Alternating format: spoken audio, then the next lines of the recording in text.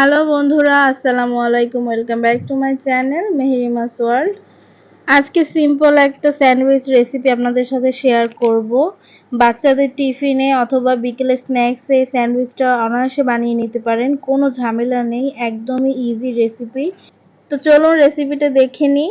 ভিডিওটা শুরু করার আগে যারা আমার চ্যানেলটা এখনো সাবস্ক্রাইব করেননি তাদের কাছে অনুরোধ রইল, প্লিজ আমার চ্যানেলটা সাবস্ক্রাইব করে দিয়ে পাশে থাকা বেল আইকনটি বাজিয়ে যাবেন এবং ভিডিওটা ভালো লাগলে অবশ্যই ভিডিওতে একটা লাইক দিয়ে যাবেন। যারা অলরেডি আমার চ্যানেলটা সাবস্ক্রাইব করেছেন তাদেরকে অনেক অনেক অনেক ধন্যবাদ। আমি আজকে এগ স্যান্ডউইচ বানাবো, তাই এখানে সেদ্ধ করা একটি ডিম নিয়ে নিয়েছি। ডিমটা একটা কাঁটা চামচ দিয়ে একটু হালকা ম্যাশ করে নিচ্ছি। ডিমটা ম্যাশ করা হয়ে গিয়েছে। এখন আমি এখানে কিছু টমেটো কুচি দিয়ে দিয়েছি, আর দিয়েছি কিছু শসা টমেটোটা আমি লম্বা লম্বা করেই কেটে নিয়েছি। দিয়ে দিচ্ছি কাঁচামরিচ কুচি, আর দেব 2 চামচ মেয়োনিজ।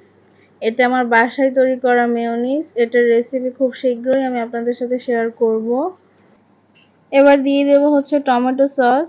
টমেটো সসটা দিয়ে আমি ভালো করে মিশিয়ে নিচ্ছি সবকিছু। আপনারা চাইলে এখানে গোলমরিচ গুঁড়োটাও ব্যবহার করতে পারেন, যেহেতু আমি গোলমরিচ গুঁড়োটা পছন্দ করি না তাই আমি এখানে স্কিপ করে দিয়েছি। সবকিছু ভালো করে মিশিয়ে নিয়েছি। এবার 2 পিস বড় সাইজের পাউরুটি নিয়ে নিয়েছি। পাউরুটির ওপর আমি একটু মেয়োনিজ লাগিয়ে নেব। খুবই অল্প করে আমি মেয়োনিজ দিয়ে দিচ্ছি। এবার স্যান্ডউইচের ফিলিংটা আমি দিয়ে দিচ্ছি, দিয়ে একটু ভালো করে ছড়িয়ে দিচ্ছি।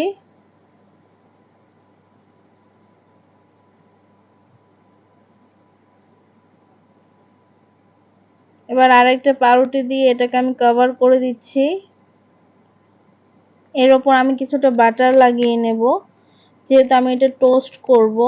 আর আপনারা যদি টোস্ট করতে না চান তাহলে এভাবেই সার্ভ করতে পারেন। যেহেতু আমি টোস্ট করব তাই আমি উপরে একটু বাটার লাগিয়ে নিয়েছি। চুলায় একটি প্যান বসিয়ে প্যানটা গরম করে নিয়েছি। এবার যে সাইডে বাটার লাগিয়েছি সেই সাইডটা আমি প্যানের নিচে দিয়ে দিয়েছি। দিয়ে এক সাইড আমি ভালো করে সেঁকে নিচ্ছি ব্রাউন হয়ে আসা পর্যন্ত। এই সাইডটা হয়ে গিয়েছে, তো আমি উপরের সাইডেও একটু বাটার লাগিয়ে নিয়েছি। তারপর এটাকে উল্টে দিয়েছি। আমার স্যান্ডউইচটা হয়ে গিয়েছে। আমি এটা মাঝখান থেকে কোনাকুনি করে কেটে নিয়েছি।